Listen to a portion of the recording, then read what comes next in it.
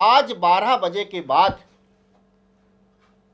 Cast पूछने वाले के खिलाफ कार्रवाई होगी, कास्ट बताने वाले के भी खिलाफ कार्रवाई होगी, और जो लोग अपने सरकारी दफ्तरों में अपनी नेम प्लेट पे जाति उपजाति का नाम लिखते हैं उनके खिलाफ भी कार्रवाई होगी। तो मैं समझता हूं कि हमारा देश पुनः सोने की चिड़िया होने में फिर देर नहीं लगेगी।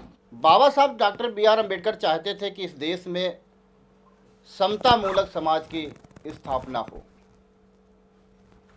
मैं समझता हूं कि जब से देश आज़ाद हुआ, देश की आज़ादी के बाद जितने भी राजनीतिक दल भारत में अपना एजेंडा लेकर आए, उन्होंने सरकारें भी बनाई, सरकारें भी चलाईं, लेकिन बाबा साहब डॉक्टर बी.आर. अम्बेडकर का जो सपना था, समता, स्वतंत्रता, बंधुत्व, न्याय पर आधारित एक समता मूलक समाज की स्थापना करना, यह बाबा साहब डॉक्टर बी.आर. अम्बेडकर का सपना था। लेकिन अफसोस के साथ मुझे कहना पड़ता है कि देश के अंदर जितने भी राजनीतिक दल बने, उन्होंने राष्ट्र की उन्नति की ओर कम ध्यान दिया।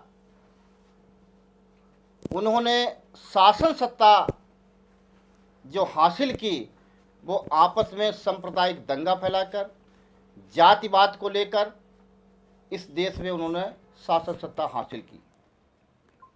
हमारी पार्टी का जो मेन मोटो है, हम चाहते हैं कि I want a law anti caste system.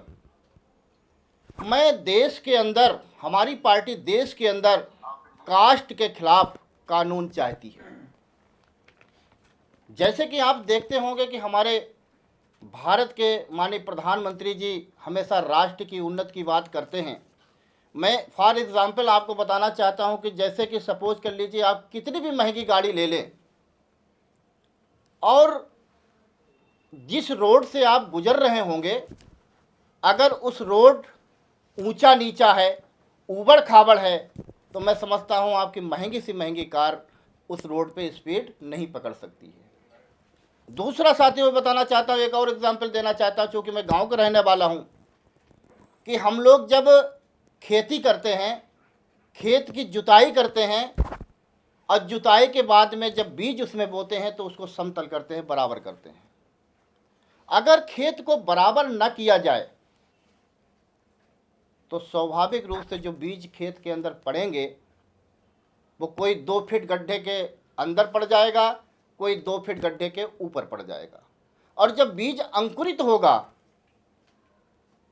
तो लंबाई तो दोनों की बराबर बढ़ेगी, लेकिन जो 2 फीट गड्ढे के नीचे पहले से ही बीज पड़ा हुआ है और 2 फीट गड्ढे के ऊपर जो बीज पड़ा है, अगर मान लीजिए सपोज के लिए 1 इंच उसकी लंबाई बढ़ी तो 1 इंच उसकी भी लंबाई बढ़ेगी, लेकिन वो उसके बराबर नहीं आ सकता है। तो मेरा कहने के तात्पर्य यह है कि राष्ट्र की उन्नति की ओर अगर आपको ले जाना है तो सबसे पहले इस देश में ऊंच नीच जाति पात का जो भेदभाव देश के अंदर बड़ी भारी खाई पड़ी है, तो इसको यहाँ की सरकारों को समाप्त कर देना चाहिए था। लेकिन ऐसा किसी भी गवर्नमेंट ने ऐसा काम नहीं किया। हमारी पार्टी इस देश में जाति के खिलाफ कानून लाने के लिए हम संघर्ष करेंगे। अगर हम रूलिंग में आते हैं, अगर हम शासन सत्ता में आते हैं तो जाति के खिलाफ कानून बनाएंगे। और जैसे कि आपने देखा होगा कि अभी हमारे देश के माननीय प्रधानमंत्री जी टीवी के सामने प्रकट होते हैं और एक आदेश कर देते हैं कि कल से 5000 वो 500 और 1000 का नोट बंद किया जाता है। पूरे देश की जनता ने उनकी बात को माना। दूसरे दिन से वो जो 1000 और 500 के नोट थे वो कागज़ के टुकड़े हो गए। मैं समझता हूं कि वास्तव में अगर तुम राष्ट्र की उन्नति की ओर, राष्ट्र को उन्नति की ओर ले जाना चाहते हो तो एक दिन टीवी पे खड़े होकर ये कानून ले आइए, ये निर्देश जारी कर दीजिए कि आज 12 बजे के बाद कास्ट पूछने वाले के खिलाफ कार्रवाई होगी, कास्ट बताने वाले के भी खिलाफ कार्रवाई होगी, और जो लोग अपने सरकारी दफ्तरों में अपनी नेम प्लेट पे जाति उपजाति का नाम लिखते हैं, उनके खिलाफ भी कार्रवाई होगी। तो मैं समझता हूँ कि हमारा देश पुनः सोने की चिड़िया होने में फिर देर नहीं लगेगी। दूसरा, हमारी पार्टी का एक और एजेंडा है। मैं चाहता हूँ इस देश के अंदर आप भारत को डिजिटल इंडिया बनाना चाहते हो। ये विदेशों की नीति लाके हमारे देश में लागू करना चाहते हैं, लेकिन वास्तव में जो वहाँ की नीति, उन कंट्रियों की जो नीतियाँ हैं जिससे वहाँ का डेवलपमेंट सबसे ज़्यादा होता है, उन कंट्री को हमारे देश के अंदर लागू नहीं किया जाता है। सपोज कर लीजिए कि आज किसी व्यक्ति का कार्यक्षेत्र अगर एक डिस्ट्रिक्ट है, एक ज़िला है, और उसी व्यक्ति को फिर 4 ज़िले दे दिए जाएं कि तुम्हें 4 ज़िलों की जनता को संभालना है, तो जो व्यक्ति एक ज़िले को अच्छी तरीके से संभाल सकता है, मैं समझता हूँ कि 4 जनपदों को संभालने में उसको कठिनाई का सामना करना पड़ेगा। तो जब विदेशी टेक्नोलॉजी इंडिया के अंदर आप लाना चाहते हो, आपको मैं बता दूं, जो कुछ हमारे प्रिंट मीडिया के लोग अगर बैठे हों तो नोट भी कर लें, आबादी के हिसाब से हमारे देश में जो मेंबर ऑफ पार्लियामेंट हैं उनकी संख्या अन्य कंट्रियों की अपेक्षा बहुत कम है। जैसे आप सपोज कर लीजिए इंग्लैंड में 5 करोड़ की आबादी है और वहाँ पे मेंबर ऑफ पार्लियामेंट 1414 है। इसी तरह से रूस में 14.5 करोड़ की आबादी है और वहाँ पे मेंबर ऑफ पार्लियामेंट की संख्या है 620। जापान में आप देख लीजिए 13 करोड़ की आबादी में मेंबर ऑफ पार्लियामेंट की संख्या है 925। जर्मनी में आप देख लीजिए वहाँ की पॉपुलेशन 8 करोड़ है और वहाँ पे मेंबर ऑफ पार्लियामेंट की संख्या 709 है। तमाम आंकड़े हैं अदर कंट्री के। चीन जो है वो लगभग इंडिया की पॉपुलेशन के समथिंग बराबर इक्वल है, नियर अबाउट इक्वल है, और वहाँ पे मेंबर ऑफ पार्लियामेंट की संख्या जो है वो 2980 है। आप जानते हैं कि भारत की पॉपुलेशन मैं समझता हूँ इस समय नियर अबाउट 140 समथिंग हो गई होगी।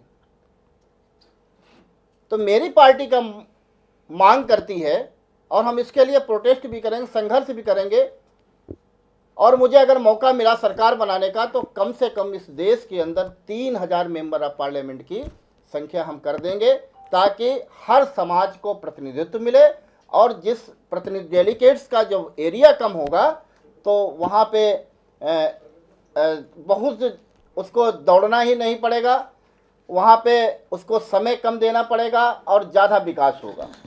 ये हमारी पार्टी का मुख्य मुद्दा है।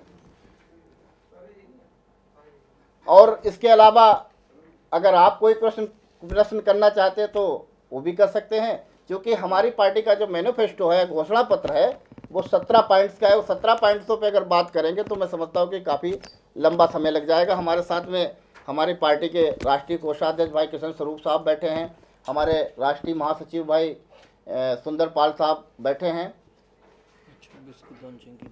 और मैं सभी पत्रकार बंधुओं से एक और अनुरोध करूंगा कि 26 तारीख को हमारी पार्टी की लॉन्चिंग है।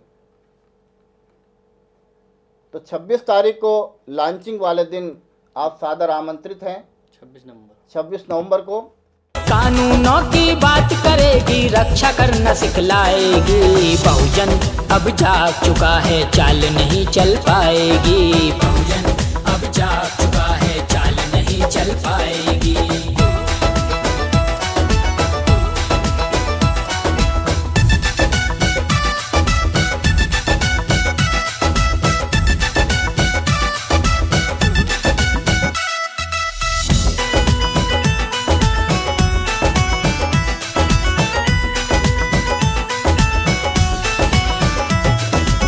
पॉलिटिकल जस्टिस पार्टी सभी को न्याय दिलवाएगी, दंगों को भी खत्म करेगी, समता सबको सिखलाएगी। पॉलिटिकल जस्टिस पार्टी सभी को न्याय दिलवाएगी, दंगों को भी खत्म करेगी, समता सबको सिखलाएगी, संख्या और हिस्सेदारी का सूत्र भी बतलाएगी, जिसका जितना हिस्सा होगा उतना ही दिलवाएगी। बहुजन अब जाग चुका है, चाल नहीं चल पाएगी। बहुजन अब जाग चुका है, चाल नहीं चल पाएगी।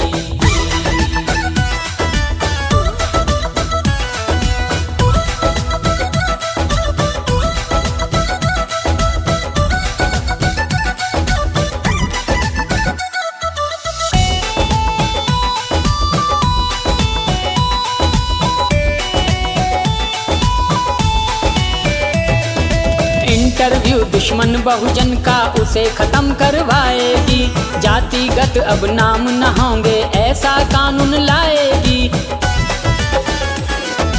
इंटरव्यू दुश्मन बहुजन का उसे खत्म करवाएगी, जातिगत अब नाम न होंगे ऐसा कानून लाएगी। अंधविश्वास भी क्राइम होगा, कानूनन हटवाएगी, शांति और विकास का रास्ता बीजेपी दिखलाएगी। बहुजन अब जाग चुका है, चाल नहीं चल पाएगी। बहुजन अब जाग चुका है, चाल नहीं चल पाएगी।